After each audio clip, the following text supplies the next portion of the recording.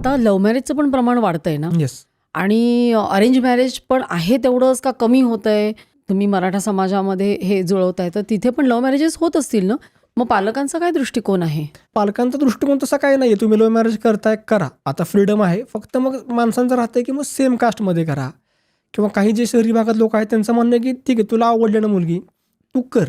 आणि काही तर आता पालक असे ज्या मुलांची लग्न रखडलीत ते म्हणतात की अरे बघ तुला कुठे मिळते का, म्हणजे आमच्या डोक्याला तो त्रास नको, म्हणजे तुला एखादी मुलगी मिळते का कुठनंही आण कुठल्याही कास्टची आण तुझं तू कर, आम्हाला तो त्रास नको ठेवूस, असंही आता पालकांचं म्हणणं झालेलं आहे. म्हणजे प्रेमविवाह आता चालतोय आई वडिलांना, चालतोय कारण मुलांची लग्नच होत नाहीयेत. हा लग्न होत नाही तसं नाहीये, पण ते म्हणलं ना डिपेंड्स. ग्रामीण भागात आहे ज्या मुलाचं लग्न रखडलंय मग ते पालक म्हणतात हा तुझं तू आण एखादं शोधून तू कर.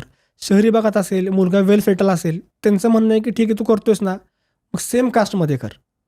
म्हणजे प्रत्येकाचं डिपेंड्स राहतात वेगवेगळ्या अपेक्षा वेगवेगळ्या सिच्युएशननुसार.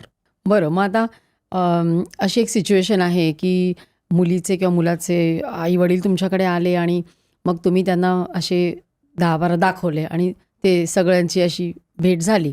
म्हणजे तुमच्या या प्रोसेसमधला पुढचा टप्पा काय आहे? म्हणजे एकमेकाला बघितल्यानंतर बघितलं म्हणजे सगळ्या आई वडील सगळ्यांनी बघितलं नातेवाईकांनी, मग पुढे काय होतं?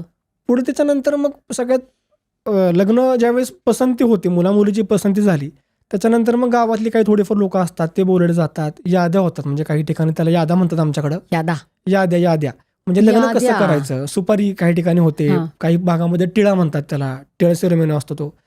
मग ते याद्यामध्ये लिहिलं जातं की लग्न नक्की कसं होणार, काय होणार, कोण किती खर्च करणार, कोण कसा खर्च करणार, बस्ता कुणाकडे राहणार, हे सगळं ठरलं जातं. ते कोणासोबत जी भाऊकी आपली आहे गावातल्या थोडक्यात माणसांसमोर की ह्या लग्नाला काहीतरी ऑथॉरिटी मिळालेली आहे. मग त्या ऑथॉरिटी मिळण्यासाठी ते लग्न फायनल होतं, याद्या होतात. याद्या झाल्यानंतर मग साखरपुडा लग्न याद्या म्हणजे अग्रीमेंट होतं की तुम्ही हे करायचं मी हे करायचं, थोडक्यात अग्रीमेंटच लोकांसमोर लोकमान्य तुम्ही अग्रीमेंट. आता वकील आहात त्यामुळे हो.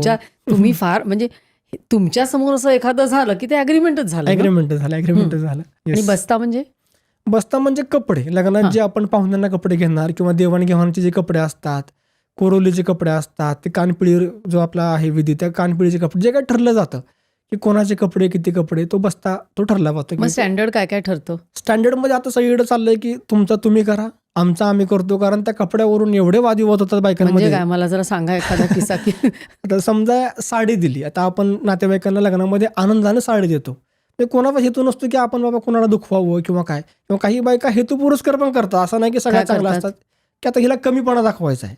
मग कमीपणा कसा दाखवायचा, हिला मुद्दामून मी हलकी साडी देणार. मग ते असंही कुठंतरी ते करतात. मग बस्त्यामध्ये बाबा चला आली ना साडी, तर हिला मला मागच्या वेळेस मला हिनं अशी बोलली होती बरं का, हिचं माझा अपमान केला किंवा हिनं मला हलकी साडी दिलेली ना आता मी पण हिला हलकी साडी देणार. तो अपमान. मग बायकांचं एकच असं, घरी आल्यानंतर कसली साडी दिली, तुला कुठली दिली, हिला कुठली दिली, मग तुला कसली होती, पाठव फोटो, कापड कसलं दिलंय, त्याच्यावरून साडीचा फोटो पाठव कसला दिला होता एकमेकाला, म्हणजे मला कसली दिली आणि तुला कसली दिली, म्हणजे मला हलक्यातली दिली.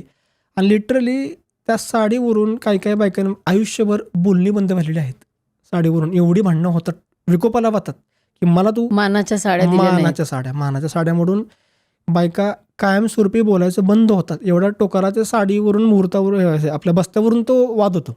मग ते खरेदी कुठे करतात या बस्त्याची? खरेदी जो तो आपल्याला पाहिजे त्या दुकानातून करतो. म्हणून आता माणसांनी काय प्रथा चालू केलेली आहे, तुमचा बस्ता मुलाचा बस्ता मुलाकडचा करा, मुलीचा बस्ता मुलीकडचा करा.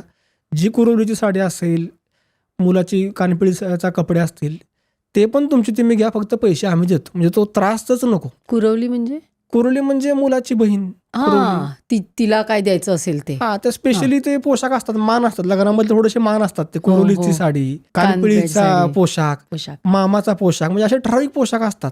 ते थोडेसे मानाचे मानले जातात. ते पण अजून करतात, पण त्याच्यावरून पण थोडेसे अजून वादविवाद ते चालू असतात गावाकडे किंवा लग्नामध्ये. ते वादविवाद प्रत्येक ठिकाणी होत राहतात.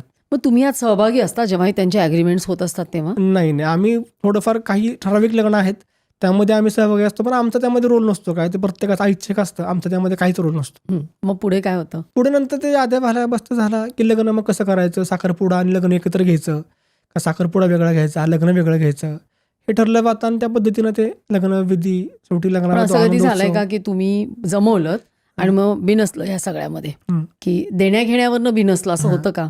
होतं ना होतं. आता रिसेंटली मी सांगतो, मागच्याच 5-6 महिन्यापूर्वी एक लग्न ऑलमोस्ट ठरलं. म्हणजे त्या मुलाकडचे 1.5 वर्ष आपल्याकडे स्थळ पाहत होते आणि नशिबाने एक चांगली मुलगी, त्यांना जशी पाहिजे तशी मुलगीचं स्थळ मिळालं आणि त्या मुलाच्या भावानं सांगितलं की माझी काही एवढी परिस्थिती नाही आहे, वडील पॅरालाइज आहेत, काही एवढे पैसे कमवत नाहीत, मी बऱ्यापैकी तो मुलगा नोकरी करतो, मी माझ्या ऐपतीनुसार थोडंफार खर्च करून लग्न करेन. तर ते मुलाकडचे म्हणजे काही गरज नाही, आमचं आम्ही करतो म्हणून आम्हाला काही एवढं काही अपेक्षा नाही, आमचं आम्ही करून घेऊ. त्यांचा मनाचा मोठेपणा त्यांनी दाखवला. इलेक्शन आलं तर ते एक व्यक्ती होते, त्यांच्या घरातली एक व्यक्ती इलेक्शनसाठी उभं राहिलेले आमदारकीच्या पदासाठी आणि ते नशिबाने त्यांच्या ते निवडून आले, आमदार झाले. आमदार झाल्यानंतर म्हणजे इलेक्शनचा पिरियड चालू असताना ते काय म्हणले, आपलं लग्न फिक्स आहे, तुम्ही फक्त 2 महिने थांबा, इलेक्शन धावपळ चालू आहे, आपण इलेक्शन झाले की आपण लग्न करूयात. आणि ते आमदार झाले. आमदार झाल्यानंतर फोन झाला की आता कसं काय पुढं काय लग्नाचं काय. तर ते म्हटले की आमची लग्नाला किमान 5,000 माणसं असतील. आता शेवटी आमदार झालेले आहेत, त्यांच्या घरातले एक व्यक्ती आमदार झाले होते. किमान 5,000 माणसं असतील आणि तुम्हाला जो सगळा खर्च करायला लागेल, तुम्हाला किती खर्च होईल, म्हणजे किमान 20 ते 25 लाख खर्च होईल. तो मुलगा म्हणला, मी तुम्हाला आधी सांगितलं माझे काय ऐपत नाही, मी जास्तीत जास्त 2 ते 3 लाख खर्च करू शकतो. नाही म्हणले, कॅन्सल करून टाका. आणि अरे त्यांनी बापरे! लग्न कॅन्सल केलं. अरे बापरे! आता याला हुंडा आपण म्हणू शकत नाही, पण इनडायरेक्टली लग्न असं करून द्या, तसं करून द्या, त्या पद्धतीमध्येच ते गोष्ट झाली. पण तुम्हाला असं कधी स्वतःला आव्हानात्मक असं काही चॅलेंजिंग सिच्युएशन्स आल्या का?